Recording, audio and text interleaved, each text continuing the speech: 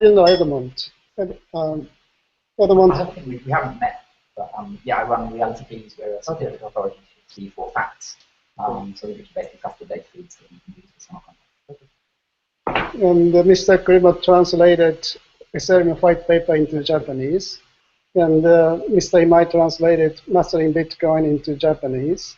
And he's now developing wallets.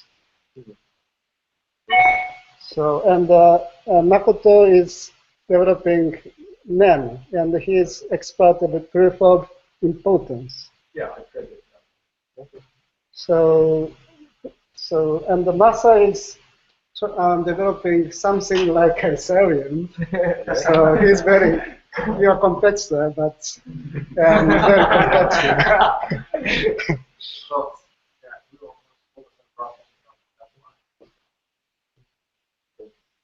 And if somebody likes to introduce still, please. I run Aptoto. You know,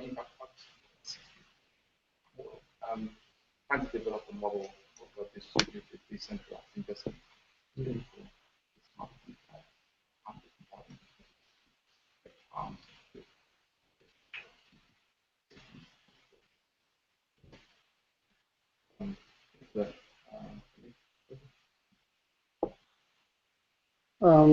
So welcome to Tokyo, and I'd like to confirm how many minutes we have, because I think we need to do some time schedule. 1 hour or 2 hours? 1.5. Great, thank you. So I'd like to start first half with rather general thing. Second part, expert is things like reality keys and others. So first, I'd like to start from general thing like maybe you are bored with general questions, but Ethereum is still hard for everybody to understand. So can I start like, is Bitcoin scalable? My answer is no, and neither is Ethereum 1.0. So the longer answer basically is that, you know, in just about every system created so far, you have this property that every node has to process every transaction. And with the current level of usage, it seems like it's working relatively fine, although even still, you know, the Bitcoin nodes are at about 27 gigabytes right now. But if you expect Bitcoin usage to go up by, say, a factor of 1,000, then what you'll end up with is that the amount of resources you'll need to maintain a node will basically be will get sufficiently large to the point where, like, it won't make sense for anyone except for very large nodes or for very large companies to actually be maintaining nodes. So, like, I think and you know, that's true for just about any blockchain system that exists right now, I think. So first of all, there's two very easy ways to solve scalability. The first way is to just say, okay, we're going to kill the block size, all the block size limits. We're just going to let the size of the database go to the moon, and it'll be 2 petabytes. And at that point, you just have 5 nodes left maintaining the entire system, and it becomes, you know, not all that decentralized. It basically ends up being a sort of replica of PayPal that sort of pretends to be decentralized because it supposedly has to work in it. So that's one way. The second way is to say, okay, well, one blockchain is not enough. Let's have 1,000 of them. Problem with that approach is, okay, that's scalable, but then each individual blockchain becomes 1,000 times more vulnerable to attacks. And so as the total size of the system increases, the level of security doesn't actually go up at all.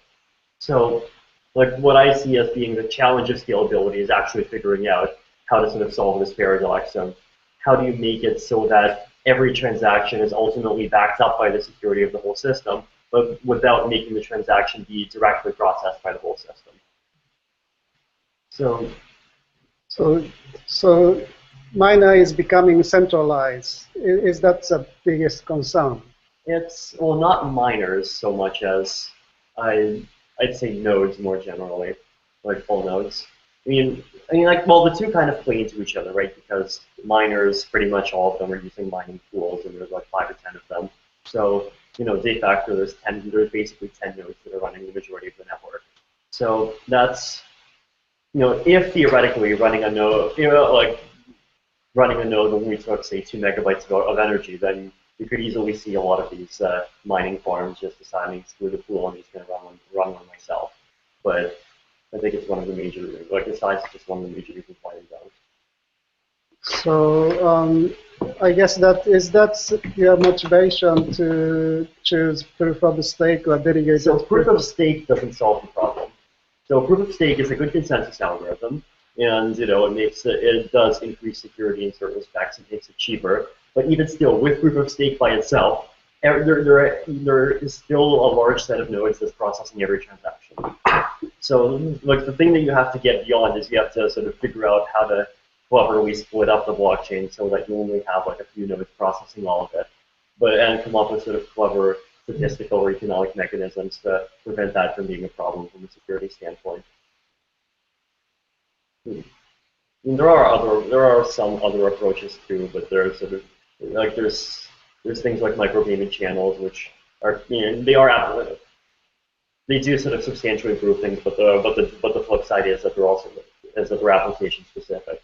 So it's I think that there's a large set of approaches ranging from what I'm working on, which just tries to be as general as possible, to things that make it that try to either specifically handle payments or specifically handle the case where you're verifying very expensive proofs, which might be the case in something like proof of file storage. Thank you very much for your advanced idea and inputs. I'm very interested in scalability issue, and I'm personally looking for Gavin Andreessen and Peter Todd and Mike Hahn. And after hearing Gavin's opinion, he's usually optimistic, but Peter Todd is not that optimistic. There's always fights. And Mike Hahn is... Yeah. Gavin Andreessen and Peter Todd are both sort of correct within their own set of parameters. So Gavin is correct that theoretically, if we wanted to process a few million transactions a second, we could. All we do is kill the block size limit, and then the blockchain just gets really, really big and fine. So he's pretty much explicitly said that decentralization isn't that important. For Peter Todd, on the other hand, the whole point of Bitcoin is to be a network that can sort of survive political attacks, and for that, decentralization is absolutely crucial. And he's critical of even increasing the block size past a single megabyte. So it to some degree depends on what level of decentralization you want. To some degree, I think it also depends on what your vision of the blockchain is. So do you see it as just being a payments platform, or do you see a whole bunch of other things running on it? So if you go towards the blockchain being used for a whole bunch of other things paradigm, then it also starts to be more of a problem. And if you care about it being censorship resistant, then it also becomes more of a problem. So I think there's generally a sort of trade-off between the ability to between sort of the ability to just be technically nicer versus the ability to sort of handle a larger array of political situations. So if we look at the current hardware spec, there's no solution maybe, but Moore's law is still effective. Right, so and Peter once again is more critical of Moore's law continuing, as I understand. So yeah, I mean it could continue. On the other hand, you could argue that as the supply of payments of processing power increases, the demand for it will also increase. And in 5 or 10 years' time, when computers get 30 to 1,000 times faster, it could easily be the case that micropayments are all the rage, and everyone cares about the ability to support 10,000 transactions per day per device. And at that point, the thing is that right now Bitcoin and cryptocurrencies seem to be more efficient than centralized systems, because PayPal charges 30 cents, banks charge 10 whatever large percentage. It takes 3 days, but those are basically political problems. They're not technical problems, right? In China, Alipay is free, and there's SEPA offers pretty much free bank transfers inside of Europe. So banking systems that are theoretically, the cost of processing a transaction in a centralized system is much smaller. So, if we will, so the other issue is that if we want these blockchain-based systems to continue to be competitive, then I think it's at some point when companies and regulators start coming together and trying to figure out how to actually move things forward and solve whatever problems are preventing cheap payment systems from hitting the U.S., then it's pretty easy to become more difficult. Yes. You mentioned about many blockchain. You're thinking about sidechain or the different? So there's a bit of a misconception here that a lot of people have. The only thing that a sidechain is it's a blockchain that shares the same currency with some other blockchain. Ultimately, I don't think it even matters all that much whether two different blockchains are sidechains or whether they're completely independent. So from a security standpoint, you could have two sidechains that are completely independent from each other. You could have two chains that somehow use some kind of merge binding or whatever other mechanism to benefit from each other's security, but which have completely different currencies. So it's like I think the issue of whether these multi-chains should be side chains or whether they should have their own chains is almost more of an economic question than one that relates to scalability particularly. So the user also outside for maybe broadcast approach. Not right now. Ethereum 1.0 is single chain. For Ethereum 2.0, we're looking at the scalability approach that sort of tries to take a sort of halfway route between a single chain and many chains. So you have sort of many different portions of the state, and but then they're all still ultimately sort of updated using a single header chain. I see the trade-off between the one single blockchain. So the benefit you get is that you only need a small portion of all the nodes to process every transaction. But on the other hand, the security benefit you get is that if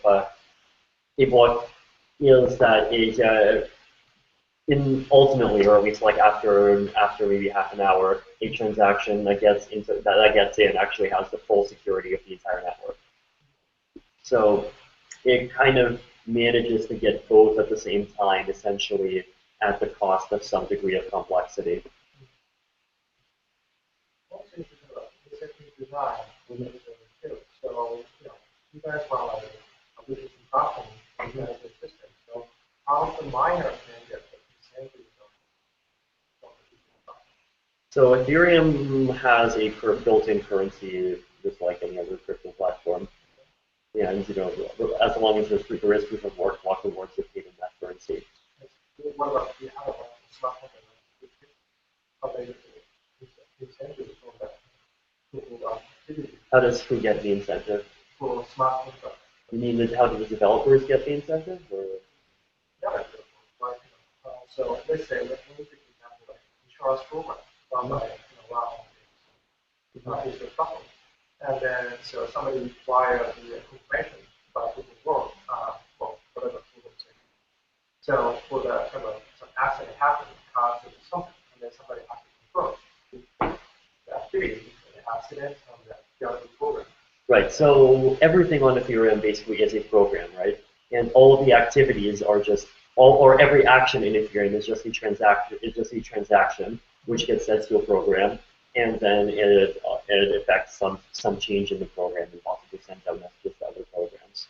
So, like you can think of it, there is a sort of very close parallel even to something like Bitcoin. In something like Bitcoin, miners create a block, include a bunch of transactions, and those transactions are processed sequentially, right? But whereas all that the transactions do is sort of destroy old coins and create new ones. In Ethereum, instead of the way in which transactions are processed is more complicated. You're sort of running a complete virtual machine each time. So it's still the exact same process. I just said it was the same process, not the simple one. So in Bitcoin, someone, the mining activity on Bitcoin, you're going to lose the Bitcoin. Right. So what about the smart contract for Bitcoin? So hold on. So So first of all, a smart contract application, right, is all it basically is just an object on the Ethereum blockchain that people send transactions to, right? So all that you really need is for the transactions going into the smart contract state to get included in the block, and that's just the same problem of incentivizing miners to include transactions into blocks. What's the incentive? Transaction fees. Transaction fees. Yeah. So the original, let's say, player or something, get the incentives. Yes. Yes. I guess Bitcoin miners is getting only not only miners got Bitcoin, but are you designing Ethereum well distributed? Relay nodes or developer can get Ether. Is that your design? Oh, maybe. I mean, I guess that his question is only miner get Bitcoin in Bitcoin vault with Right. proof of work. But So who can get Ether? So I mean, by default, there is mining, and mining is going to be a fairly simple way of getting Ether for at least a bit of time. But I mean, but that's just Ethereum itself. Like each individual application on Ethereum could easily have some opportunity to participate in it and get money from it. Right? So if you look at there's something like Augur on top of Ethereum, and if you send a transaction to and inside of Augur, there is this consensus mechanism where if you participate in the process of sort of figuring out what the answer is to whatever real world events are, and if you participate well, then you get some reward for it. So, if you want to participate in Augur, then you can sort of send your points in, you can participate, and you get your reward out. And if you're looking at some kind of sort of decentralized file storage application, then once again, you can store files for people, and the application includes some way for you to automatically get paid for storing those files. So there's it all depends on what the applications are, what the opportunities are going to be. I guess that Makoto must have many opinions about scalability or decentralized issue because you are architect, you are designing architect. Actually, this is a problem that we've been discussing a lot this week because we've been talking about there's many different currencies, and actually even with fiat currencies, each country wants to have their own currency because there's been quite a lot of control. Like for example, there's a new micronation called Liberland. Yeah. So they're actually discussing a lot right now. Should we make Bitcoin, or should we create our own currency? Should we use Polish fiat? So there's a big discussion going on apparently, and so we've been discussing a lot. Like, should we have like 10,000 chains, each one managing something different, or should we just have one monolithic chain? And it comes down to a lot of security, like you said. And actually, the answer is probably not all or nothing. Actually, my job is a neuroscientist, and one of the things in neuroscience is sparse coding.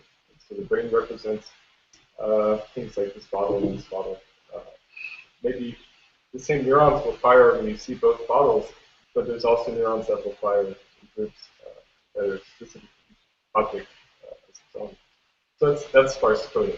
So maybe something like that should be done for distributed representation of information, I think, in the future. But that's a very far future, I think, because we don't really know exactly how the brain is all sparse coding. There are theories, of course.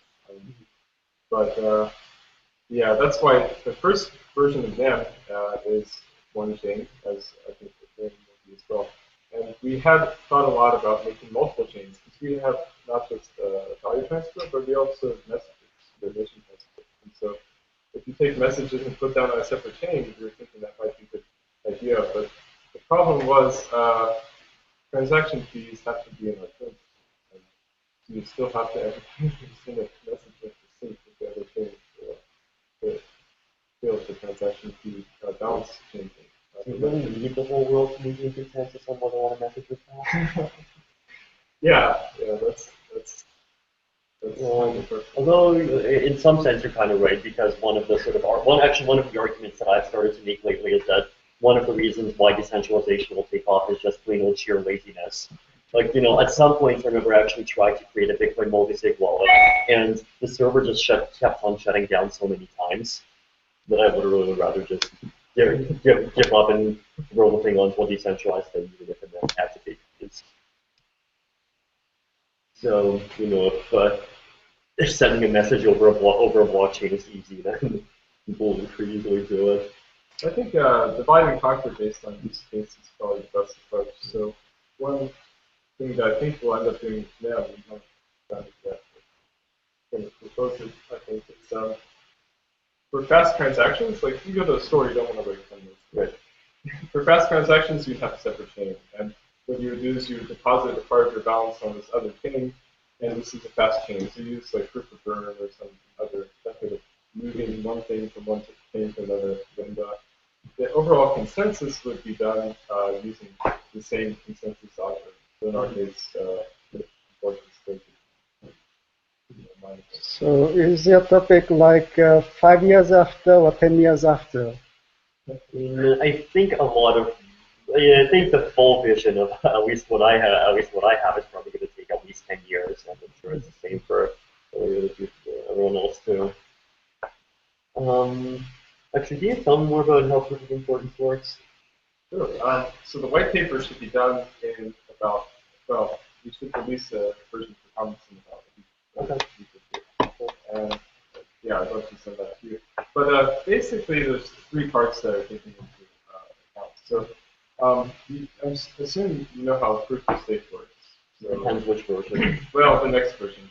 Yeah. So, okay. Yeah. So basically, you have some randomness with your account ID and this block that is generated in the time since the last block. And you add to that randomness kind of your stake. And then that shows if you can overcome the block difficulty or not in create a block. So instead of using stake, we use importance. And importance is made up of 3 main parts. It's actually 4, but for discussion, let's take 3. And so one is stake. So we don't just use regular stake. We use what's called a vested stake. So every day, 10% of your stake is vested. So let's say you receive 10,000 Zen.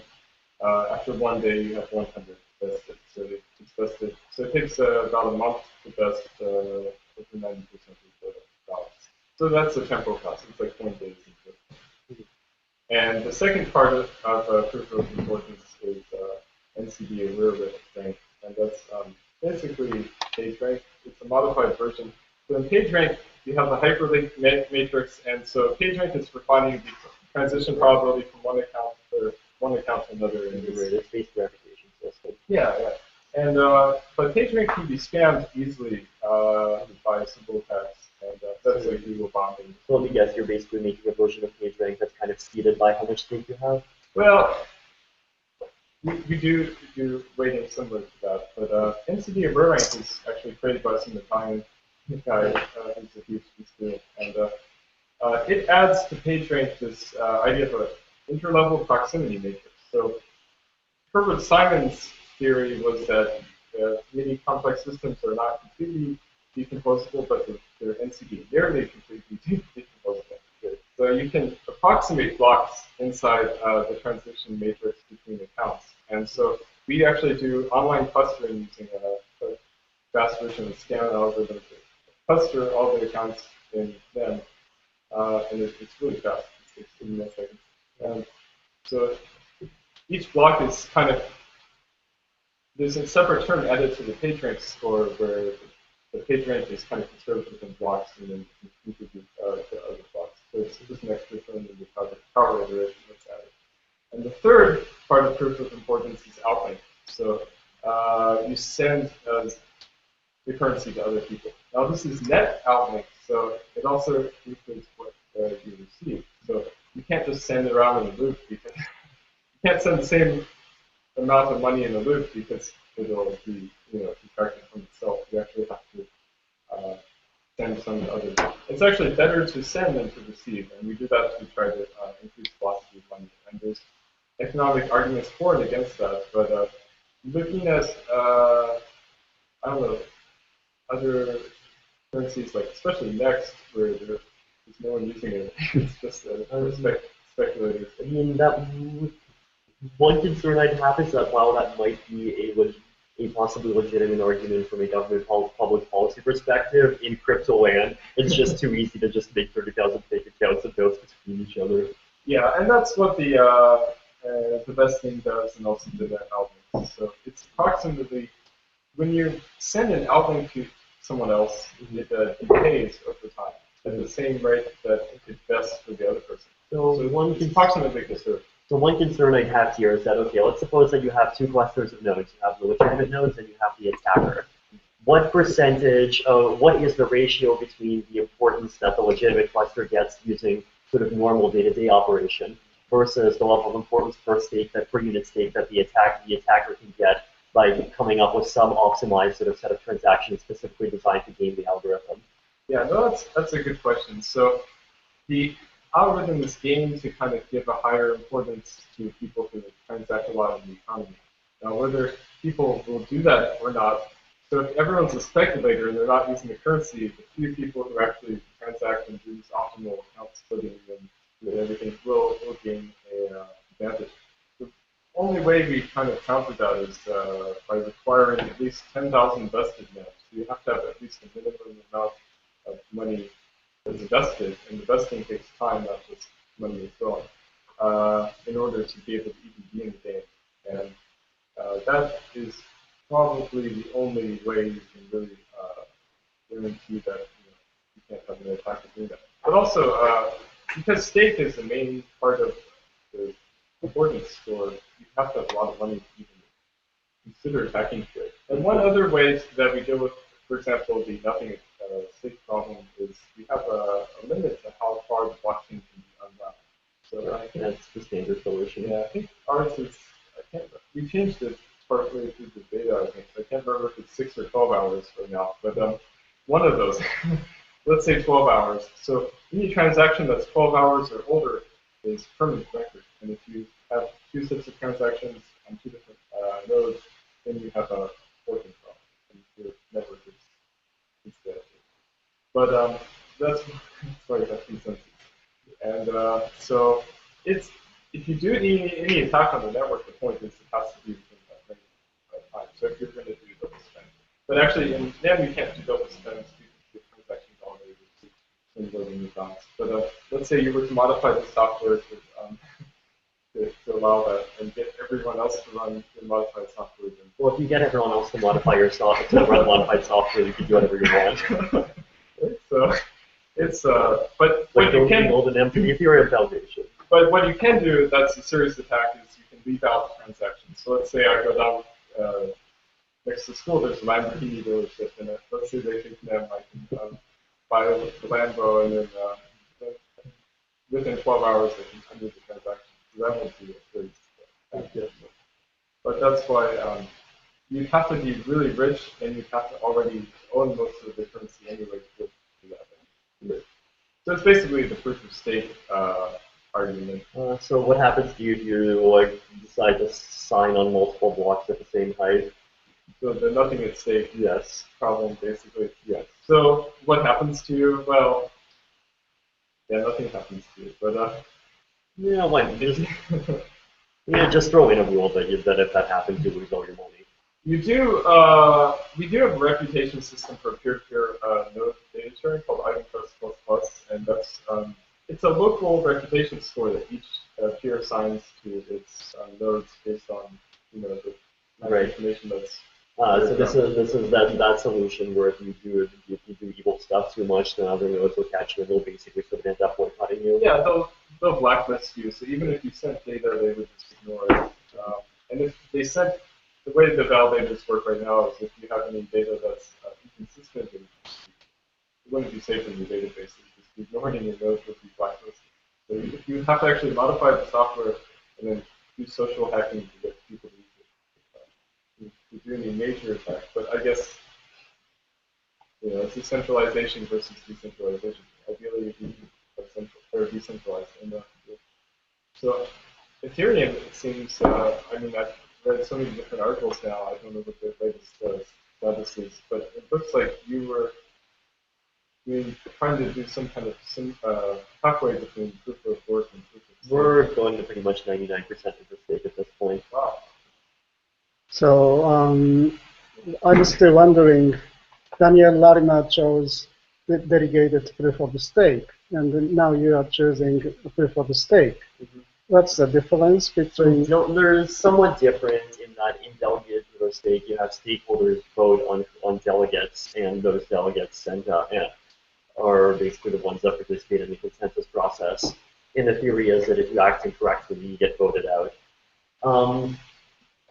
The one problem that it has in practice is the same old problem that first of all, individuals don't really have an incentive to vote, and second, the good old rational ignorance and irrationality critiques, which is basically that you don't really have the incentive to learn about which delegates are good and which ones aren't. And in crypto land, the more direct critique, which is I believe has even happened in reality, which is that delegates can just bribe people to vote for them. So between those three, I actually at some points I recall some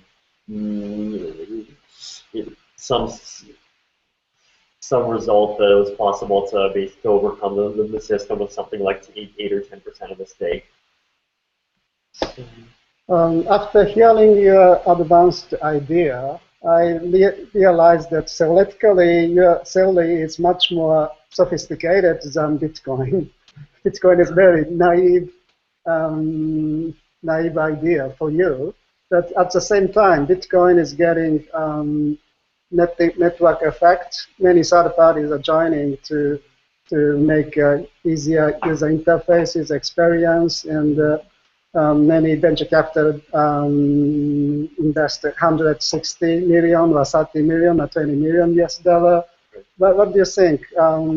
Is Bitcoin able to survive as it is good enough solution, or can you replace the Bitcoin with your advanced theory? Even before we start with the main Bitcoin versus 2.0 tech arguments, I'll start off with the main point, which is that I think a lot of the 2.0 coins or 2.0 tech is pretty explicitly not just trying to be payments. So even if Bitcoin takes over the payments niche completely, I don't think that invalidates any of what at least Ethereum is doing all that much. So are you saying that they just intentionally avoid coin because Bitcoin is surviving? Are you saying that you are inventing something completely new? I'm saying that you can't use Bitcoin to directly build a completely trust-free prediction market system. Meanwhile, you can use Ethereum. So it's it's just because Bitcoin wasn't designed as a sort of fully abstract, generalized processor for everything. It was designed as a currency. And if network effects make it succeed, then it will succeed as a currency, and that's fine. Wow. I think it's a very silly question, but please let me ask a very silly question. What do you think about price of Bitcoin at the end of this year? I think about 6 months ago, the point thing that I said is that there's a 50% chance it will go to $50 and a 50% chance it will go to $12.50. Now, I give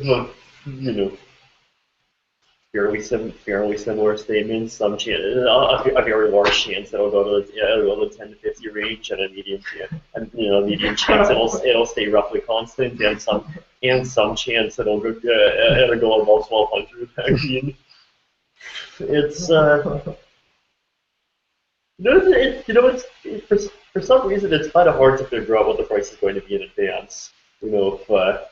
If anyone knows some magic device that can predict it, I'll be happy to pay some decent amount for it, like $200. Thank you. I like to start about Ethereum question. So it's almost 1.5 years after your impact presentation in Miami. What are the most significant achievements from Miami? I think you have achieved a lot of things within over 1 year. I guess several areas. In part on the research side, I think that back then it was still weren't really very clear about what we were doing. And back in March 2014, our release this document was called "The Hard Problems of Cryptocurrency," where it sort of listed all of the research issues that I thought were between where things were then in mainstream adoption. So I mentioned things like scalability, cheaper consensus algorithms, reputation systems, advanced cryptographic algorithms, and so forth. And like by now, I think when I just looked through that list again, I think like half of them have been solved. And the other half, some of them we've realized are unsolvable, some of them we've realized just aren't the right problems we would be looking at. So from that standpoint, it's, I think a lot of people in the crypto community generally just have a much stronger grasp, even on a philosophical level, say what the differences are between proof of stake and subjective consensus. And issues like, what exactly do we want out of scalability? What do we want out of blockchain technology generally? How do we measure security? What kinds of economic models do we work in? So it kind of feels like it's moving towards a substantially more sort of formal field work with more rigor. From a development standpoint, we got, according to our little GitHub slide, over 91% of the way there. It's a running network. It's got a bunch of nodes. Managed to get 3 completely independently written pieces of client software into consensus with each other. Peer-to-peer network is holding out really well. The protocol itself has probably evolved quite a bit. So, initially the way Ethereum was born is basically because I wanted to do financial derivatives, and Mastercoin wasn't offering enough types of financial derivatives. So I decided Ethereum to build Ethereum in order to make it possible to build even more and crazier kinds of financial derivatives. And since then, I've kind of realized that it's not just about, first, it's not just about finance. It's more about the sort of concept of programmable money in general. And then it sort of even moved away from money to being more of this sort of Gavin's idea of Web 3.0, and even just looking at blockchains as some very particular kind of database more than anything else. And so, Gavin, Jeff came up with like Whisper and Swarm and Mail and all these other ideas, and I've been trying to, we've started to think through all these sort of other pieces of infrastructure that need to be there. So like things like formal verification, proofs, programming languages. So it's, I think, becoming a vision that's quite a bit more holistic in a lot of ways. At the same time, I think, the rest of the community has been kind of impressed as to how things are moving forward, because, back in the bad old days of 2013, it's there's still just a bunch of altcoins, and the state of the art was, hey guys, I have 11 hashing algorithms instead of 7 now. So meanwhile now, okay, you still have altcoins, and in proof of stake algorithms we're seeing a lot of research, but I think that's fine, because with proof of stake algorithms there's actually sort of a much larger set of options in terms of how you even design it. There's just a much larger set of parameters to choose from. And beyond that, people are just realizing that you need to have the bar's been raised. And if you want to make a new 2.0 system, you either have to have some properties that nothing else has. You have to be trying something new, whether it's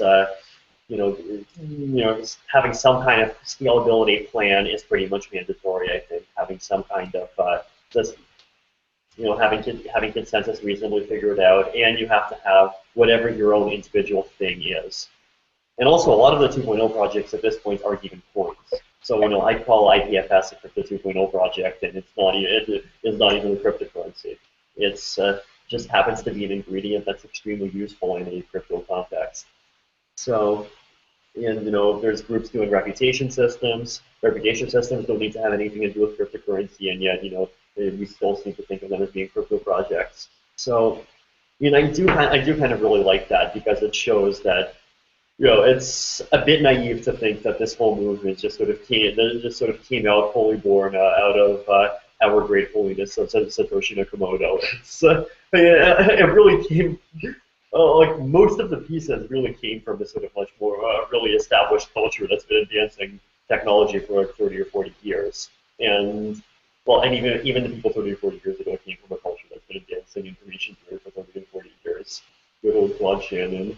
And the the stuff like distributed hash tables and stuff like reputation protocols, and all these advances in cryptography, people have been writing about them for 10 years. And I'm getting this sort of really optimistic feeling that just a lot of that stuff is sort of finally coalescing into this sort of very coherent alternative vision for how the internet and society, what portions of society in general could work.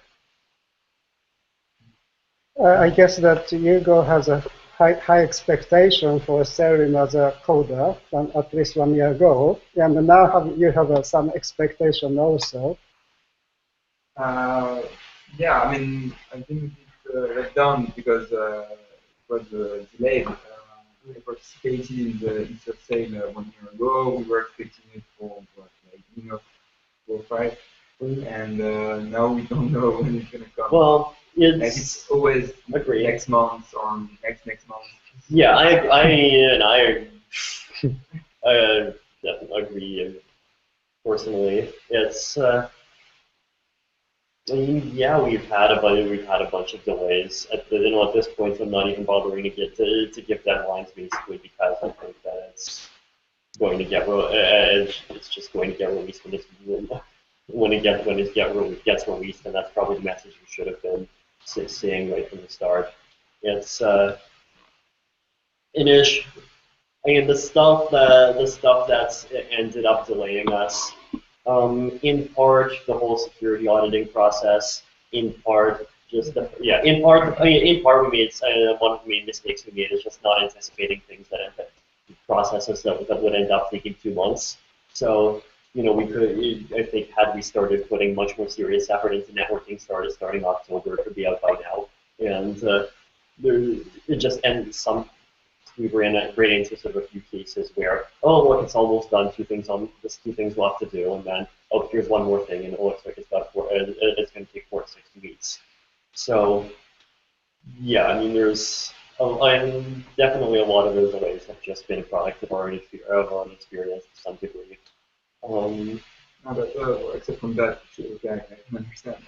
My two concerns are first security, like how long do you think ensuring security test? How long do you think it's going to take for like experiencing trustful in the art? 1 year, like Bitcoin, like a lot of things happen with Bitcoin after it came out, and I don't know if it's still completely trustworthy. So yeah, it'll take a while. And that's the first thing. And my second concern is that even for us, Bitcoin is quite a simple thing. For a lot of people, it's already super complex. And I mean, the ambition of Ethereum is to be like, steady, but continue to grow. And it's great, I think, but like, we need to, the cryptocurrency community to educate more people because we're progressing right now. So I think that as far as sort of protocol simplicity versus protocol complexity goes, it's one of the reasons why Ethereum ends up being more complex, I think, is precisely because it's trying to make the developer experience more simple. So what I mean by that is, first of all, let's say take a calculator. Calculators are fairly simple. I'm sure there's even individual people that can understand every single wire inside of some of them. And meanwhile, on the other hand, computers are just incredibly complex. But on the other hand, if you want to do math with a calculator, it's hard. And if you want to do math with specialized computer software packages, it's incredibly easy. So I think I think a lot of the history, a large part of sort of just generally progress in software development is a matter of creating abstractions that try to sort of take on sort of satisfy an entire set of use cases at the same time in one piece. And those abstractions necessarily end up being moderately more complex than any one application, but though they end up being much less complex than the total sum of the applications would be for the all independently. So from a user standpoint, grandma is not going to know how Ethereum works, and she's not going to know how Bitcoin works, and she sure as hell doesn't know how Apple Pay works. So it's I mean, from a practical standpoint, it's more a matter of sort of, I think, presenting a simple interface. Right, I agree, you're right, but realizing that, realize that for insurance, you can repoker here. Yes, it will. Like, but it's not in 2-3 years. It's gonna be like 10-20 years. Okay, but because Like, even Visa was like 20, 30 years before they got any large usage, and they had a lot of money in the budget. I was hearing from my Canadian hacker that Ethereum once targeted to the Mars, but they decreased the goal like to the sky to make it reality, to make it real. What do you think about it? He's Michael from Toronto. Hold on, what exactly is the question or comment? If you reduce the ambitious goal into more realistic, I mean, achievable. there is a 10-year plan, there's a 5-year plan, there's a 1-month plan. The 1-month plan is to just get the blockchain out. So, yeah. And I mean, the other thing is that, the fact is that you can't make development. The thing with software development that people often don't understand is that you can't make things happen faster by throwing more effort at them. So, at this point, the development of Go is proceeding at a certain pace. And if we threw every single developer we have at it, it would probably proceed at less than twice that pace. Like there's a whole bunch of sort of peripherals that get built at the same time just because, a lot of people don't know Go, and they just happen to have much better talents at develop at, continuing to make the development environment better. So it's, I mean, we're definitely like all, at least in our sort of development leadership, our discussions every day pretty much are about how do we get Frontier out faster. Charles Hoskinson used to be CEO, and after he left, who is handling the CEO? So the CEO idea was back when we thought we would be a for-profit company. We decided to pivot to a non-profit approach. There's no sort of CEO per se. Right now there's just a combination of 3 people that are sort of de facto lead developers. Myself, I'm kind of in charge of the idea side, I guess. Jeff is in charge of the push to develop out Frontier. Gav on sort of more technical infrastructure things. That's basically all we need as far as leadership goes, just because the organization's purpose at this point is to develop technology. In the long term, we probably will get, actually, even in a couple of months, we're planning on getting some kind of executive director, especially as the foundation will probably end up transitioning to a more sort of long-term type of role. I think that Edmond has developed reality keys, and he has high expectation for smart contract. And if you have some request or question or anything to achieve your original goal, I'd like to listen to the discussion. Well, I think we're going to start pushing keys onto Buterin, but I will do that. The question I'm interested in is, obviously, about all of it. Do you think it's going to work? If it can work. So for the Oracle part, if decentralized oracles can work at all, Augur it looks like the way to do it. The issue, it's an entire sort of subtle set of sort of cascading points with a bunch of weird failure modes. In that, with once you get trying to measure real world data, the issues you get are, first of all, is it something binary, or is it just sort of a linear thing? If it's something binary, that's that's 0 some reasonable percentage of the time and 1 some reasonable percentage of the time, then I think it probably will work pretty well.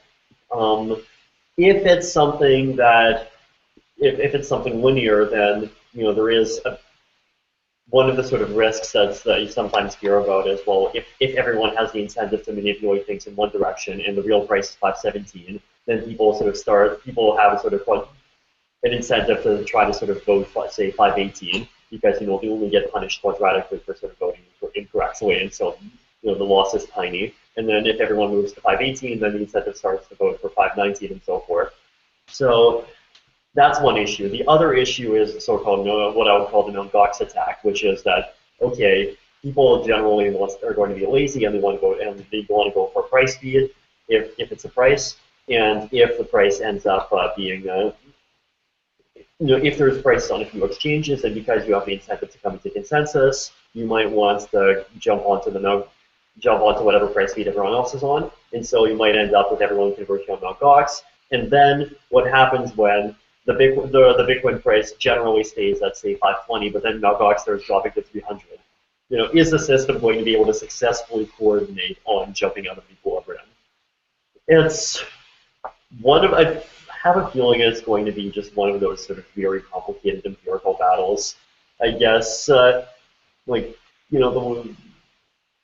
of what happens with things like Explorer, where it's a roughly even match between people trying to make it more anonymous and people trying to break it. So it could easily end up being a scenario like that. I don't think there's any better way to actually find out than seeing it run live. It's definitely an experiment that I'm really looking forward to.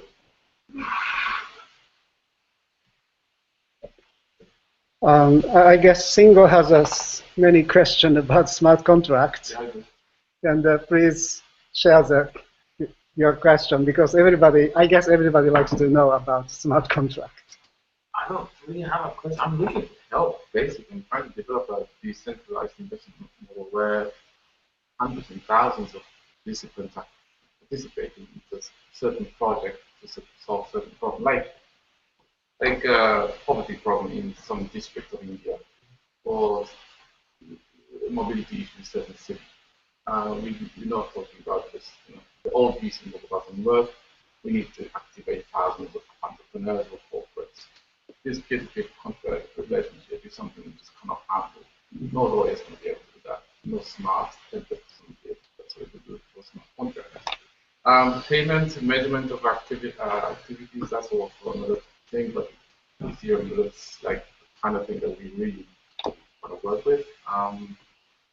So the question, I guess, I've heard many interesting remarks already, so I don't really have like a big question. I mean, one thing that's always, I don't know, it's a very tricky question, so please tell me to pop up if you don't have an answer. It's all fine, but I'm really interested in maybe, is it possible to measure more than just financial reward system? Then we've got the 6 capital model or 6 capital model, whatever the Sure. So I think like the major kind of capital aside from things, well, the major kind of capital that's not going to immediately have a market price is probably going to be various forms of reputation. So, but is it just about defining the algorithm? There are, It's I think that generally the set of things that isn't financial tends to be the set of things that are very subjective. So there's not going to be sort of one out. There's definitely going to be algorithms involved. It's the 21st century, but you could easily have different people running different algorithms, and it might end up changing over time. Exactly. We're talking about change.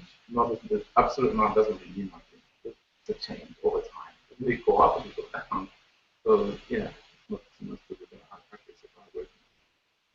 Well, it sounds like this sort of stuff sounds like the area where the answer really depends on the specific, whatever sort of specific subset of, I guess, capital in the broad sense you're talking about. I was thinking this as a sub-chain or not. Maybe, yeah, it could exist as a sub-chain, it could exist as a contract. Thanks. Thank you. I guess you have come all the way from Fukuoka. I'd like to hear your opinion about IBM's Adept. It seems like an interesting project. I mean, I've read their white papers, and I do like how I've read your white papers with sort of catch slogans of the crypto space, but I've read their white papers, and it's I think I do like how they've come up with a very plausible story for why the Internet of Things can benefit from decentralization. I think the general idea that you have lots of manufacturers, and if the blockchain approach doesn't win, then realistically it's going to end up being something like everything running through Amazon or Google, and that's that's kind of that would not be exactly the nicest possible outcome. So. Right now it's very clear that it's still an early stage project. It's something that's using blockchains. Right now it was just I think the first trial was just a dishwasher buying detergent and a TV that sort of sells advertising space. And the next step would actually be to have the auction for advertising space happen on the blockchain, and particularly even further to things like ownership tracking and so forth. So. Internet of Things in general is very promising, and if decentralized technology can become the substrate for Internet of Things, then that would definitely be very great. I think it's like I kind of see blockchain technology as being kind of like the equivalent of open source for things where network effects matter. So as far as how the project is going. It's clearly slowed down somewhat after some stuff happened, and it happened internally that no one was really fully clear about. But it seems as though there's still people inside that are interested in pushing things forward. I think the number of devices is larger than the people. Yeah. So my concern is the blockchain can handle the. That's why scalability is important. But yes, the number of devices is large. Are you proud of Eris and Adapt as it's a fork from your brainchild? Yeah. And is Eris and Adapt competing with Ethereum in a healthy way? Because they are open source? They're clearly targeting completely different use cases. So Adapt isn't really competing with us, right? The only reason why they're not interested in actually running a fork of Ethereum. Like, we're not going to do a crowd sale by IBM either. They're going to pre-mine the IBM user and sell it to Wells Fargo. The only reason why they forked our code is because their code wasn't ready yet, and they wanted to have a stable code base they could work on. So it seems though they'd be happy to have it run on the Ethereum mainline once it actually gets released. They are concerned about scalability too, so I've been talking to them about that. Eris is targeting a completely different set of use cases. Like, if you read some of the stuff that Preston says, he explicitly says that all this decentralization is bullshit, quite literally. And do you know an actual use case they're targeting? That's what I didn't know figure. So actually, as someone who's actually tried to implement just a sort of a centralized coin on just on a single server on Node.js, the one problem that I never quite got around to solving because the project didn't get very far beyond it before I moved to Ethereum. But the thing that I realized that I had is that it's actually kind of hard to me to create a payment system that's like completely immune to various kinds of like race condition attacks and trying to sort of simultaneously send from a single account twice and sort of send from an account before you clear it out and so forth. And like once things get asynchronous, it gets substantially more tricky. So they could, if they sort of go toward the niche of we are a database system that explicitly tries to target this kind of perfect synchronicity, then and plus have all these extra features where it's automatically auditable, then that's one path. But it's I honestly don't know enough about database technology to see whether or not a solution exists already. The other use case is there's this idea of sort of a semi-decentralized blockchain where you sort of have your little I think what I called it at some recent payments conference, 16 banks getting together into a happy fluffy club together. Well, no, originally I called it a cabal, but everyone was happy, and then I said there would be a happy fluffy club. So, a happy fluffy club of these little 16 banks, they run a blockchain between themselves, and basically in the blockchain would just be a sort of rapid settlement tool, which seems plausible. And there's I'm sure there's niche areas where it could work. Although, yeah, I totally get why a lot of people think that they're overstating their case.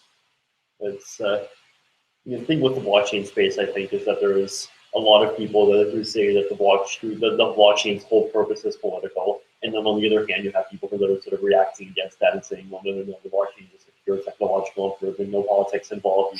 You can be as self-authoritarian as you want, and you can still enjoy our nice little Merkle trees. I think the truth is probably somewhere in the middle. I guess that there are very many third parties like Lazarus, Augur, many third parties already joining on top of Ethereum. So what's your expectation? Do you like to endorse? I guess that you try to be neutral, but at the same time, viable product or services are I'm quite happy to point out applications that I think are likely to be interesting. Augur is definitely one. The reason why I keep pointing it out is because, unlike Lazarus, which was like, okay, yay, we got Uber without the Uber. Except the only benefit of Uber without the Uber over Uber is that there's no Uber involved. Whereas with Lazarus, with Augur, it's something where you're it's actually creating an industry where existing prediction markets in many cases either don't exist or just not that good. So it's actually offering something fundamentally better than what's out there right now, and that's potentially shows that it could get quite a lot of interest. There's, thing I asked Wayfund, which is the crowdfunding application. That is an instance of Kickstarter without the Kickstarter, so it does sort of follow the X without the X pattern. But even still, it seems as though there is a substantial niche for projects that need to get crowdfunded, but which could benefit from either not being vulnerable to getting censored by payment processors and having zero fees and having a typically global reach and so forth. There's all the reputation system stuff, I think, is going to become very important, but only in the medium to long term, and I throw identity stuff in there as well. E-dollar and just stablecoin projects in general. I think they're very interesting from an economics perspective, and I hope that they take off. I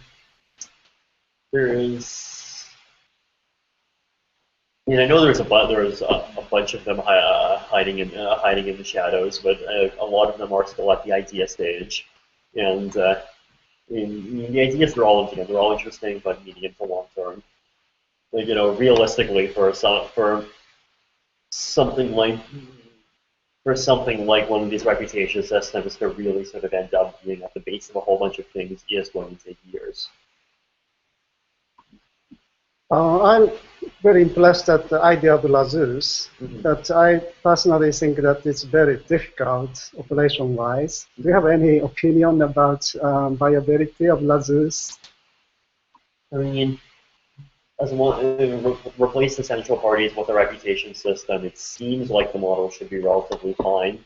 There is stuff. They are trying to do clever tricks to sort of incentivize people to sort of install the application, start using it in areas where there's no one using it yet, which is kind of their way of getting around network effects. But there's sort of civil attack concerns around the specific map they have related to that. But that's probably just something that's going to get ironed out and resolved over time.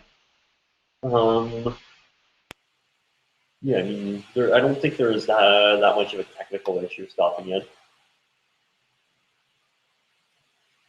I guess that you are handling mist, and after experiencing some technical stuff, I guess that you have questions to Yeah, but like now they are like yeah, I'm web developer and I'm almost like backend. Mainly I'm developing in backend and I'm listening and install Mist, but Mist application but Mist there's few applications so what So Mist isn't right. So it doesn't contain links to every single application right now. Like right now, if you want to go to an application, you actually have to look for what the URL is, and you have to enter the URL. So, like, generally, if I think each and every one of those, like the Augur testnet, testnet wayfund, and so forth, they have some particular URL that you'd have to access, and you need to put it into the browser. It's kind of like, hey, I just opened Google Chrome. Oh, wait, the front page isn't taking me to any websites. It's not supposed to yet. In the long term, we will have a DApp store, but that's not planned for release until like fall or winter. Sorry, it's not planned for release until it's ready to be released. okay, so another question. I if there exists, I'm so sorry. Is there any application list of Yes. yes? Yes. It's There's if you go on Reddit Ethereum, and I think you go to some of the like state of the dApps, there's a Google Doc that like has 750 of them. Okay. do you have any expectation for Japanese, for market-wise or developer-wise? Because it's an ecosystem. Yeah. I mean, I think if people in Japan are interested in Ethereum, I'd suggest the same things that I suggest to every other Ethereum community, which is, find some particular area that you're interested in. See if there's some way that area could be improved with Ethereum applications or anything blockchain decentralized. And if it can be, then just go ahead and start building something. I think that's probably the best that we can do at this stage. Hopefully in 6 months' time, there's going to be a whole bunch of interesting things built, and then we have applications we can use, and that'll be really cool too. I think, right now we're at the sort of building stage, researching stage. It's still quite early. And can I assume that commercial launch is May to June? I'm actually hoping it gets out before then. Wow. At this point, it's like, honestly, the thing is, I'm not a Go programmer, so I'm not really on the sort of critical path after launching 1.0 per se. That's is it Gavin? It's Jeff Wilkie primarily. So it's as soon as Go gets a couple of networking changes out, we're actually ready for an announcement very soon.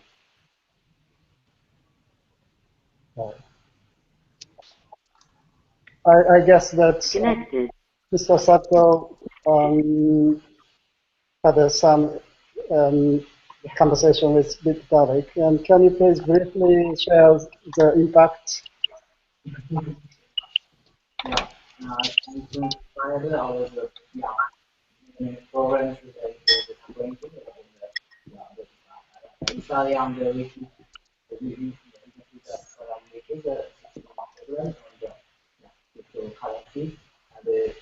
I don't know. I can't understand how we think that, but so why is it this problem? We can solve that.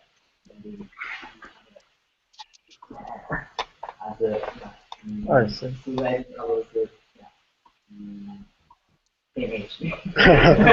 Thank you. Please share the experience after the meeting. And I guess that Oishi-san has a question. Mr. Oishi? Yes, I have the connection problem, so,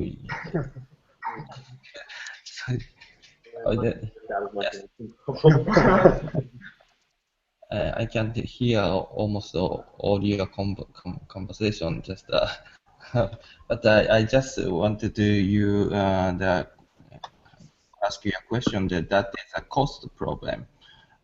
Ethereum is the gas for the running code, so all the you, you must pay some ether to running the code. So ether is going to the high prices, and the prices go on down on the ups. So how can we manage the cost of the running code? So the And answer to scalable or not? How It's do you like think about So the answer to the question is that like the fees are theoretically completely market based. So I mean it's not going to be quite available initially, but like where we have plans to sort of implement algorithms that allow the fees to adjust automatically. And the theory is that we'll just keep on targeting some real value equilibrium. So if the value of ether suddenly jumps up by a factor of 10, I mean, first of all, I hope a lot of people will be just too happy to care, but even still, it's like the price of everything of the gas denominated in ether will drop by 90% pretty quickly.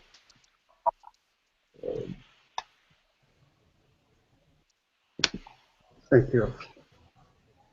I still like to understand how Codius and Ethereum is competing. Or I hear that Codius is not competing with Ethereum. Actually, they are collaborating. But what is collaboration?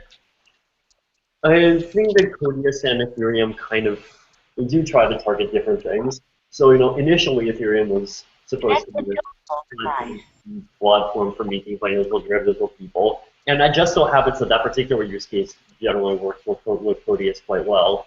So right now our focus is more on this whole idea of sort of this blockchain internet where you have a whole bunch of different pieces that all interconnect and interact with each other. Whereas Codius's approach is kind of that every single contract is separate and every single contract sort of separately selects whatever pool of validators is going to validate it.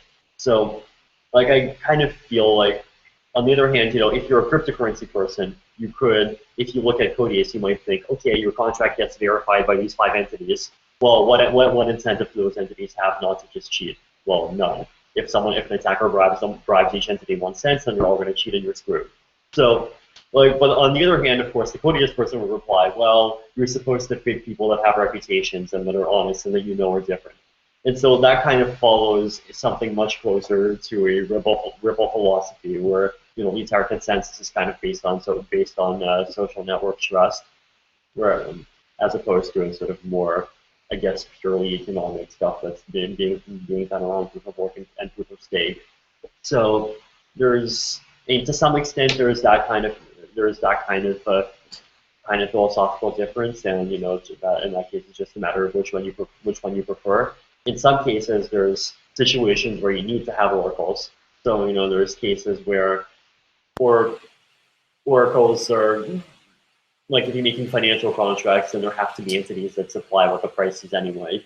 And there's a decent argument that you're not really actually gaining all that much by you're not actually gaining any more trust by having the contract code be on the blockchain, because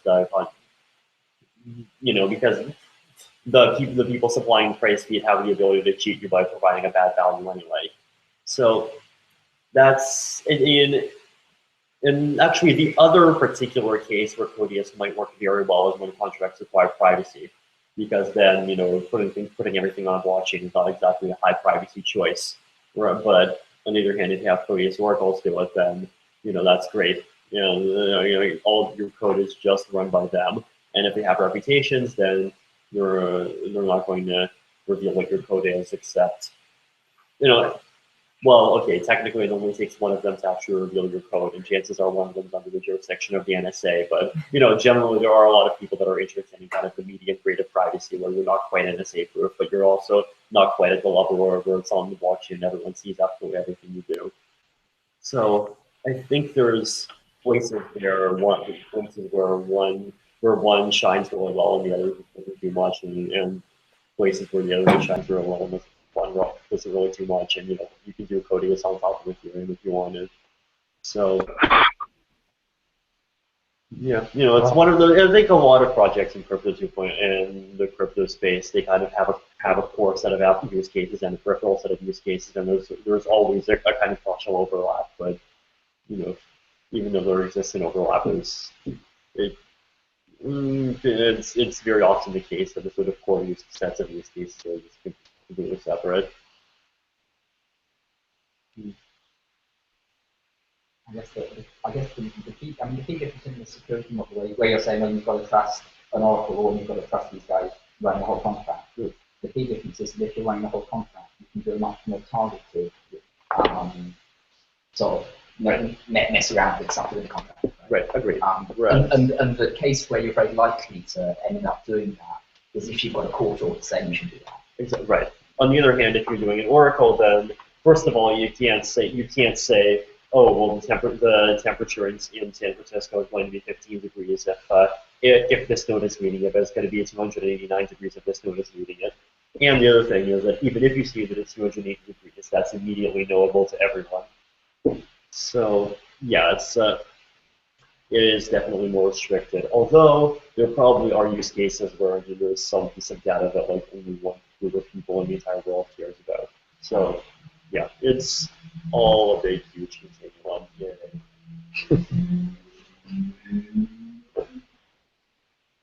Oh, that's it. So please go hackers.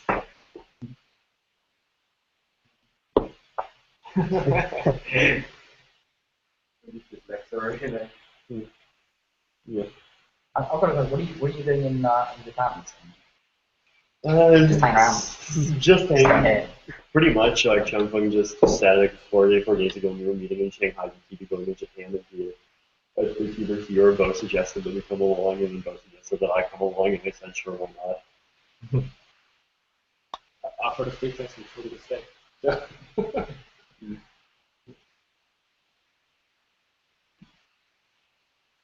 Any other question? I think this time Hugo, I used to talk a lot with Ethereum as he was a teacher, so I really like to know him. Promoted you Ethereum 1 year ago.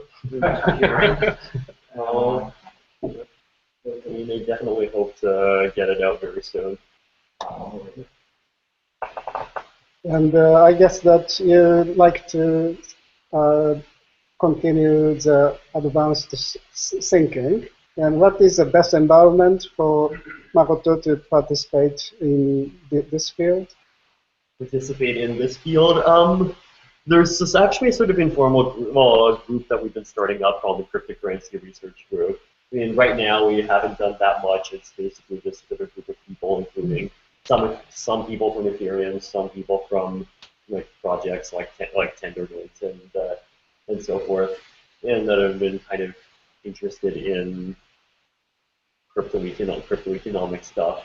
So, and we actually even did a conference in San Francisco back in January, which has gone pretty well. That might be I'll be happy to send an invite to that. Yeah, that'd be really interesting. Okay. And actually, even some other people were thinking about trying to put together a peer-reviewed journal, like internet journal, to review research related to this. We're writing the MEM white paper right now. It's about 50 pages long, and but we want to do academic citations of other groups' work. But the problem is that a lot of these white papers are made by guys.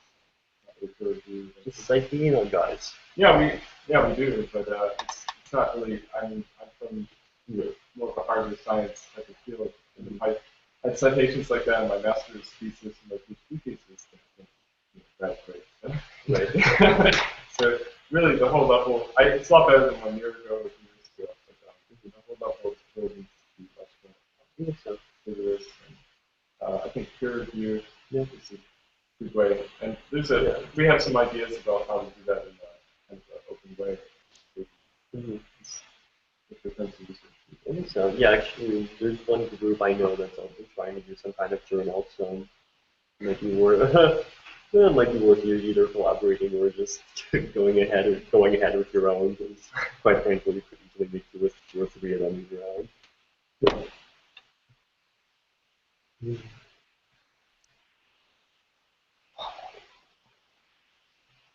So, what kind of application is suitable for Ethereum? Like, some people say, privacy is kind of important in terms of Right, so the way in which blockchains can actually help privacy is sort of very subtle and complicated topic because blockchains are the least private database of them all.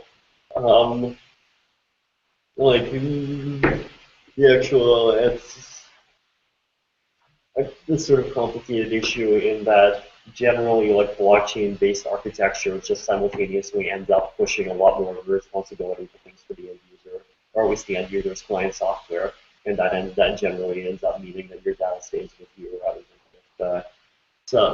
rather than just all going to some central service.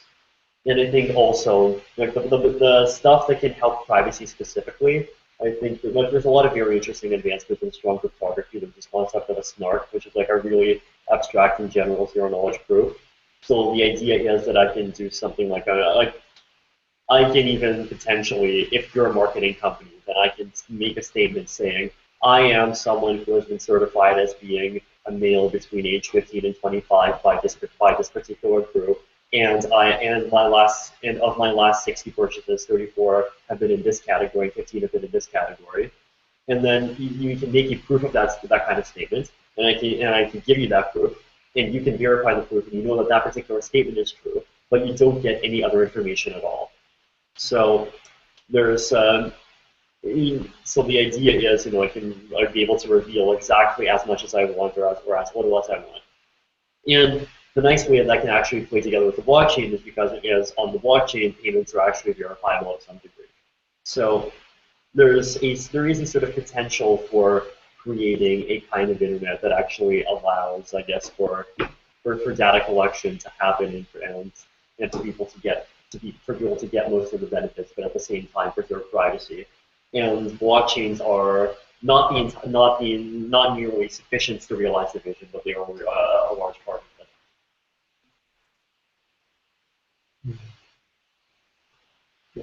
In the blockchain, there will be many contracts as much as agents.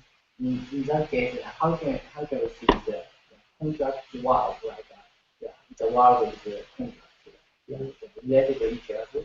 It's really difficult to analyze what kind of business or what kind of right. Yeah, well, on some level it's hard to analyze. On some level it's easy to analyze, and it's all in one place.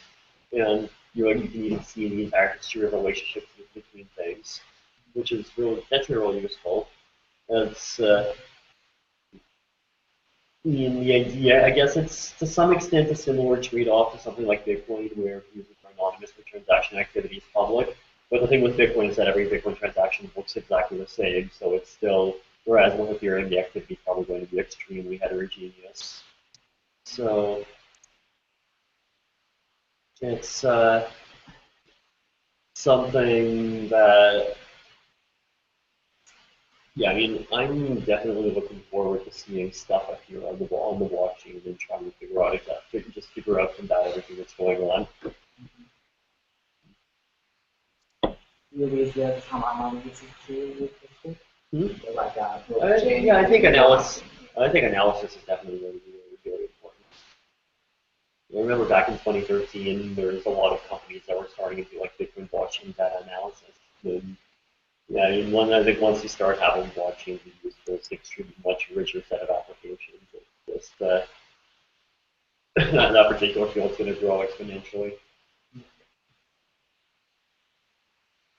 I'm rather afraid of blockchain centralization, minor centralization after hearing your thoughts. So what is the worst case scenario The worst case scenario of minor centralization. It's actually pretty simple. Chinese government decides that Bitcoin is a bad thing from the point of view of government policy. They figure out where all the ASIC farms in their country are, and they issue a warrant to all of them. and they force all of them to start running a 51% attack. Are you saying that is it possible to do 51% attack with Chinese ASIC? I mean, I recall Tim Swanson provided some statistic that like over 90% of them were produced in Taiwan and Shenzhen, so, or at least over 90% of the chips. So it's, I mean, that's the thing with computer manufacturing, right? It just ended up being in one place. Does it depend on ASIC? Yeah, I mean, the thing is that if it was CPU mining based, then even though CPU manufacturing is still very centralized, like de facto control over CPUs is highly distributed, right? So it's it's basically the same argument for why groups of IBM can't easily just install backdoor on people's computers to grab all of their private keys. I mean, first they lose a huge amount of reputation, but second, they don't even know what the structure is of the software that's going to run their systems. So, like the end user just ends up having a larger amount of control. But even still, relying on any kind of resource, like just because of economies of scale, I think like one of the reasons why I'm starting to increase the more favor for the stake lately is because like if you have economies of scale, then the level of concentration of any particular resource is necessarily going to be greater than the level of concentration of just just financial resources in the abstract sense. Because if one guy has $1 million and the guy with $10 million can actually make more than 10 times as much computing power. Meanwhile, the guy with $10 million only has 10 times as much money. I see. But at the same time, Gavin Andreessen and others are trying to make it decentralized. Right. So there's a bunch of different efforts that are trying to make it decentralized. Some of them I think are a bit crazy. Like there's the idea of, the one idea is that you try to sort of put trusted hardware chips into Bitcoin miners, and the theory is that they would be like either under the manufacturer's control or under specific users' control, or like they would be inside of cloud mining farms but under users' control. And the problem I think with a lot of that is that it kind of assumes that users are sort of very politically idealistic and are actually interested in sort of maintaining control for themselves. But I think the market is moving toward where people are just interested in profit, they're interested in convenience, and if they can't abdicate a responsibility, then they're the one less thing to worry about. Because the thing is that if a 51% attack happens, you actually get more money if you're part of it. So it's in that case, 51% attack should make the transaction more secure. They do not have to damage the blockchain ecosystem. Well, 51% attacks basically are a matter of reversing transactions, so they do make it very much less secure from the standpoint of people that are making those particular transactions. That's one thing. The other idea is like from 21, we had that announcement today that they're trying to like put Bitcoin and ASIC chips into toasters.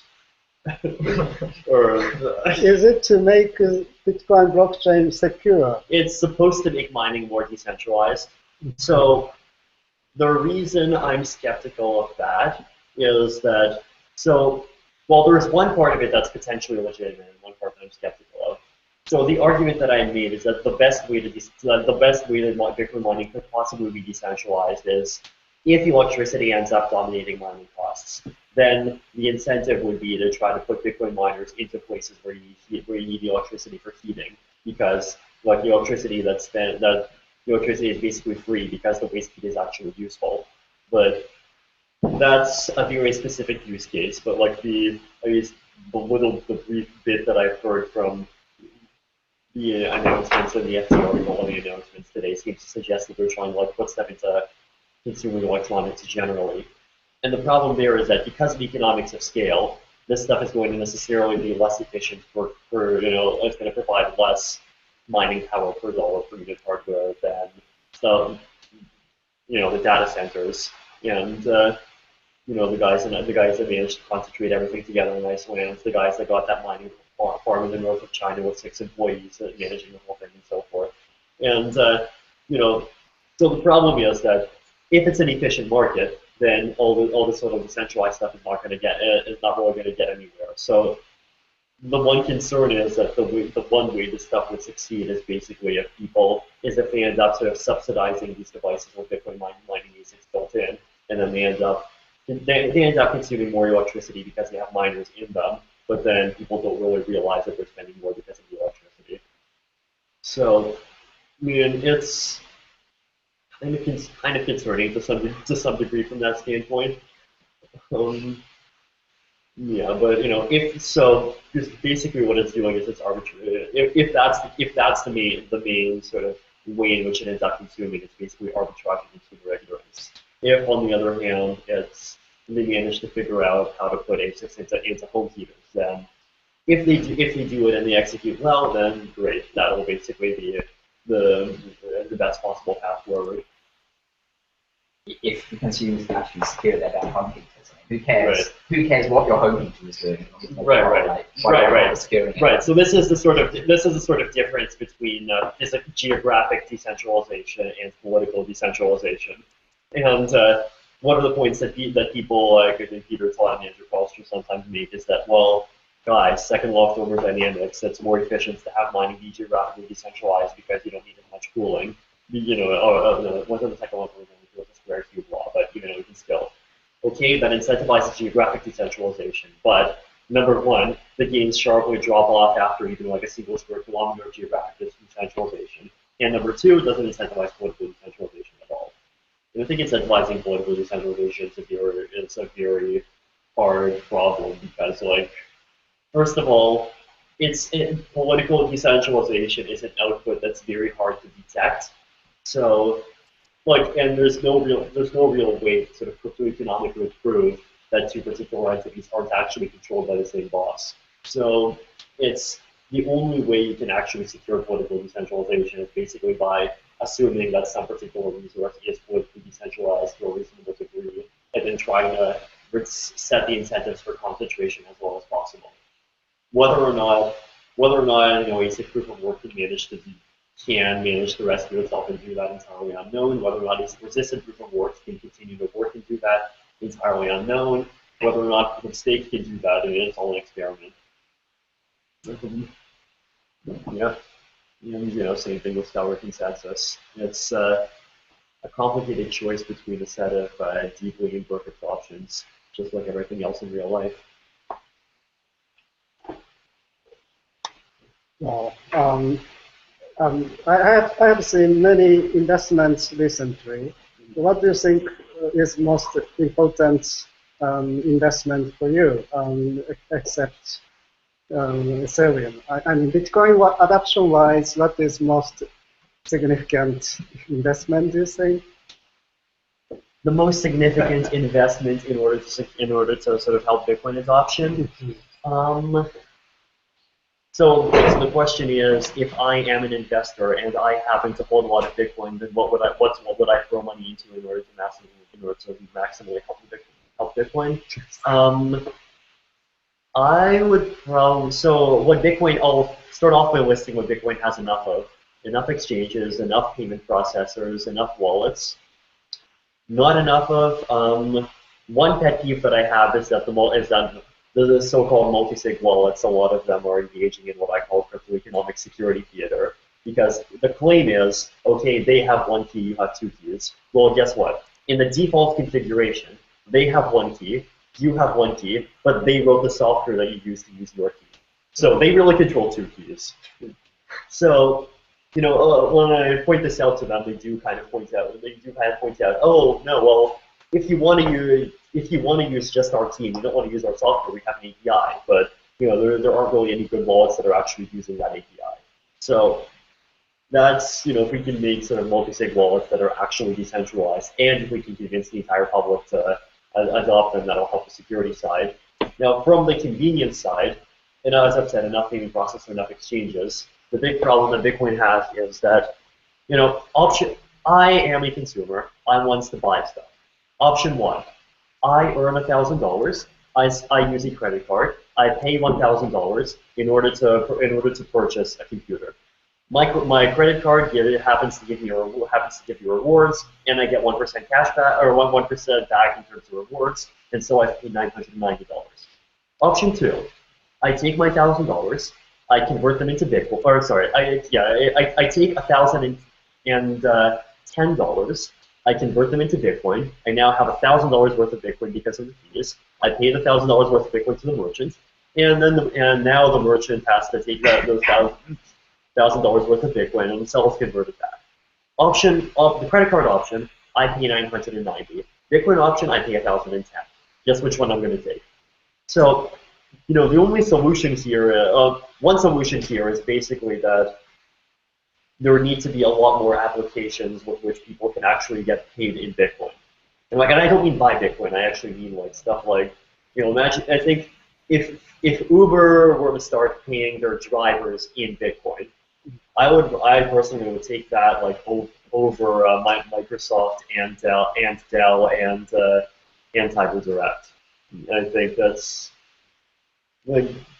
something like that. You would actually be putting Bitcoin directly into people's hands, and in that case, that would substantially increase the possibility that once you have Bitcoin, then your trade-off is pay $1,000 to get your computer, or convert the Bitcoin into cash, and then pay $1,010 to get your computer.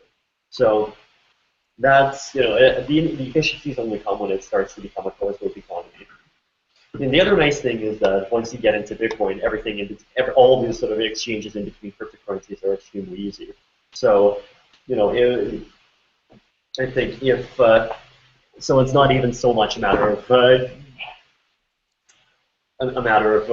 it's Bitcoin or some other crypto specifically. It's just a matter of if you're getting payments in some kind of cryptographic medium, then even if it's some kind of Bitreserve or stablecoin or whatever, I think it's just because of how easy it is to exchange between all of them, and it ends up being pretty close to all the same, to everything being the same. I could easily see a future where there's 200 cryptocurrencies that you can pay with, and merchants accept 200 cryptocurrencies, and if there's a match, it just automatically gets resolved through some kind of decentralized exchange.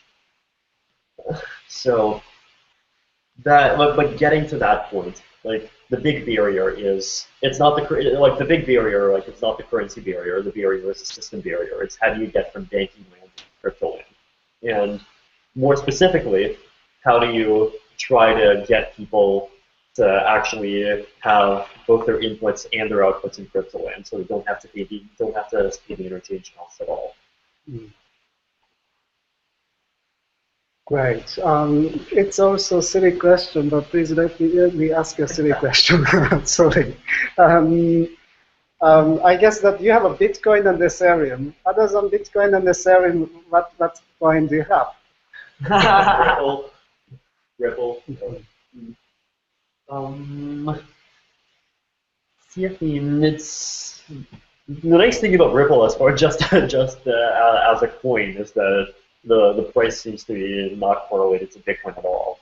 So it's moving in its own direction. It's interesting to completely different bet. And aside from that, I don't really do the whole jumping between coins thing. I have money that I just put into projects personally. So, but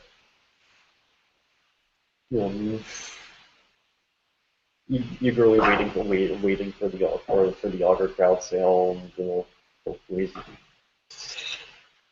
Zero Cash will come out at some point too. I think. What's your relations with Blockstream? I don't have a relationship with Blockstream. I mean, Andrew Pawlowski and I have talked about the nothing at stake problem by email a couple of times. That's the extent of it. Well, actually, back before I was doing Ethereum, I think there was a sort of backstory back in late 2013. I was actually at some point even had plans to come up with some kind of what was back then a covered coins company with this other group of people. There was myself involved, there were a couple of guys that later became Blockstream founders, and that project kind of ended up not particularly going anywhere. Primarily because I disappeared and started doing Ethereum, and disappeared and started doing Blockstream and so forth. But, I guess that after hearing your experts, I think that you can contribute a lot to Bitcoin Core scalability-wise, adoption-wise. And do you do it for your fund, or are you interested in contributing to Bitcoin Core? What are you doing? I actually honestly prefer to sort of operate on the research level more than anything else. It's having your own project is nice because you just get to the implementation phase faster. If I also try to sort of make my scalability and make ideas as abstract as possible, and if Bitcoin wants to implement them, then great. Mm-hmm.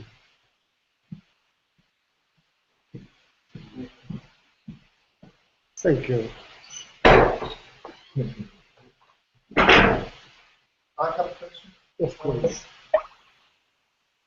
Some people said Bitcoin protocol solved the Byzantine general problem, but I think it's difficult to formulate the Byzantine general problem on the PTP system correctly. What do you think? I agree. So first of all, the thing about Bitcoin is that it never guarantees finality, right? There's always some tiny infinitesimal chance that all the next few blocks are going to be some fork from 50,000 blocks ago, right? So it never goes up to 100%, it only approaches it.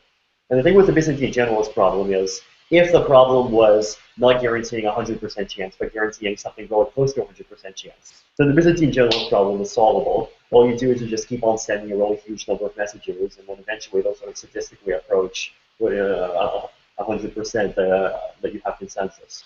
So it's, in a way, Bitcoin is kind of different from everything to do with traditional Byzantine fault tolerance theory. I think to some degree specifically because it never tries to achieve finality when we achieve a probabilistic finality. I think that after hearing many articles, reading many articles, personally I think that Ross Ulbricht and Charlie Shrem are not guilty. They look very innocent, and they are, especially Charlie Shrem is relying a lot for a lawyer to make his work legal. So do you have any opinion about Charlie Shrem and Ross Ulbricht case? I really don't know. I mean, I generally started preferring to stay out of that stuff to some degree. Could be guilty, could not be. Sorry. Although to be fair, I think a lot of people are probably subconsciously think he's guilty, but then they think that the war on drugs is stupid, and so they want him to be innocent, so he goes scot-free. But I think it's more people should try to be honest and just take the position. Well, no, they're guilty, but the war on drugs is stupid. It's. I was reading that direct pilot robots include Ross Ulbricht and Satoshi Nakamoto and Mark Kapelas. Robert Kapelas? Yes. So there was this theory that the DHS apparently at some point had the theory that Ross Ulbricht, that Mark Kapelas was DPR.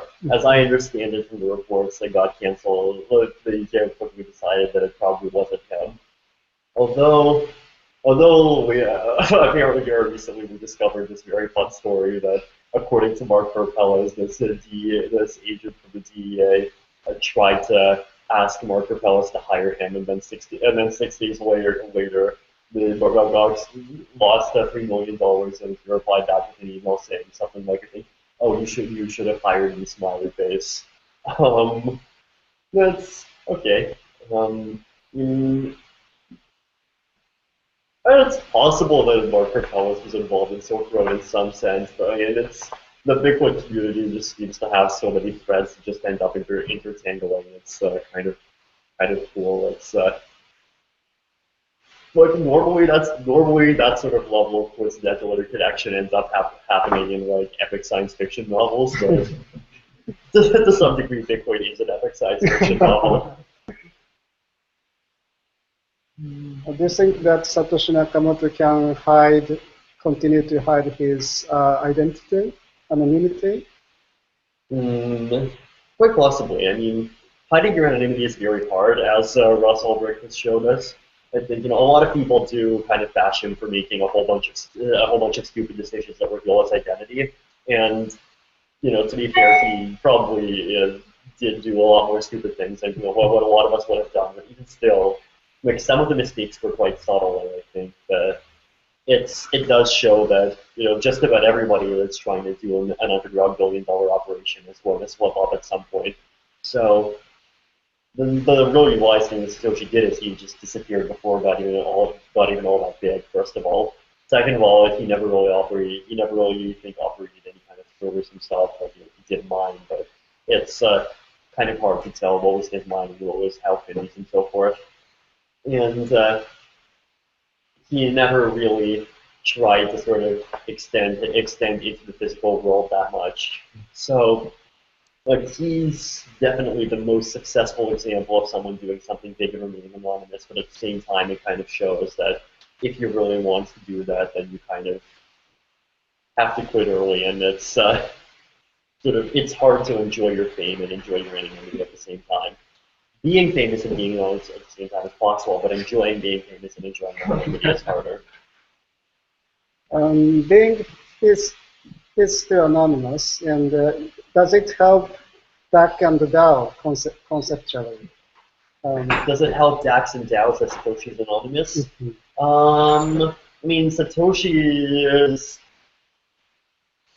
I think that he specifically is kind of not that relevant to like specific DAX and DAOs we're going to appear in the future. I mean, he made a very significant step forward for an industry, but the whole idea of sort of simultaneously using money as an anti-civil mechanism and using it as a way of incentivizing participation in consensus, I think, in order to basically sort of bootstrap a cryptocurrency and a consensus system at the same time, I think that sort of basic model is going to be with us for a long time.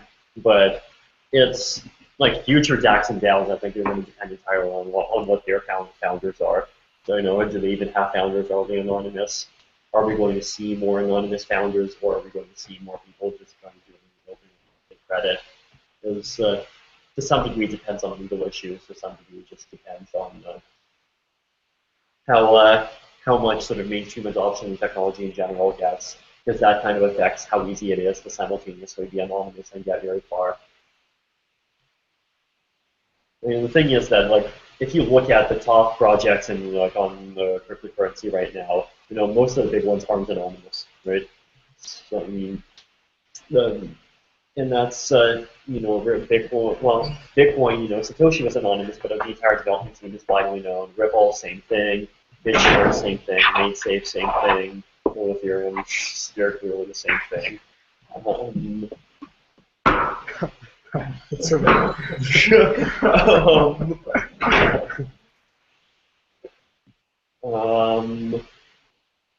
Then yeah, so like I think it's very clear that one of the other problems. Well, I mean, the whole concept of sort of crypto anarchy as envisioned by the manifestos in the 1990s, it does have a couple of fundamental limitations, and one of those limitations I think is the trade-off that it's very hard to be especially I think in the Connected to mobile device.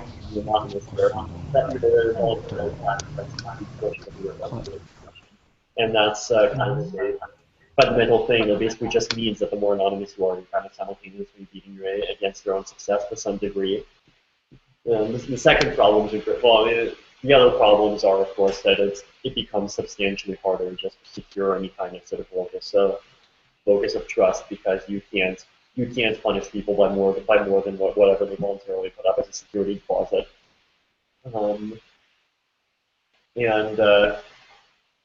There's this problem of I think there's the XKCD described it as something like the greater internet calculate theory or something, but sort of more formal statement is that it's psychologically harder to be evil when you're with people face to face than when you're anonymous on the internet. And so It's yeah, I mean there are limitations. I'm it's definitely nice that we have all these anonymous projects actually just pushing the limits as far as they can to see how far this stuff can go.